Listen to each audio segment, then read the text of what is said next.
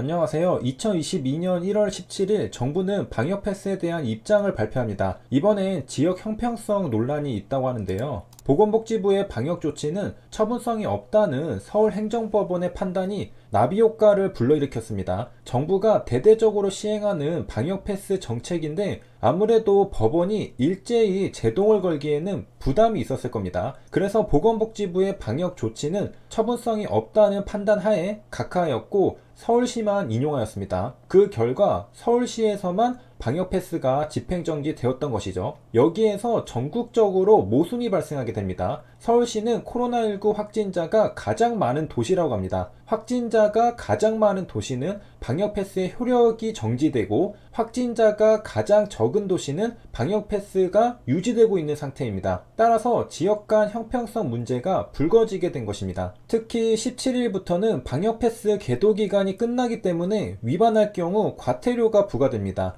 서울 시민은 한시를 놓겠지만 당장에 다른 지역 시민들은 불공평하다고 이의를 제기할 수 있는 상황입니다. 그렇기 때문에 정부의 입장에서는 방역 패스의 전국적인 모순을 시급하게 해결해야 할 필요성이 있는 것입니다. 그래서 계도 기간이 끝나는 17일에 맞춰 입장 발표를 하는 것이 아닐까? 이번에 법원이 보건복지부의 처분성을 인정해줬다면 전국적으로 방역 패스가 효력정지 되었을 텐데 그러지 못했습니다. 대신에 서울시라는 개별 지자체의 처분성을 근거로 방역 패스의 효력을 정지해 주었습니다. 서울시의 방역 패스가 효력 정지되는 모습을 지켜본 다른 도시 시민들은 어떤 생각이 들까? 보건복지부는 힘들어도 각각의 지자체는 된다는 거지? 이제 지자체별로 각계격파할 가능성이 있습니다. 따라서 각 지자체를 상대로 줄 소송이 이어질 수 있습니다. 피고 적격 문제가 발생했을 뿐이지 방역 패스는 과도한 기본권 침해라는 법원의 판단은 살아있기 때문이죠.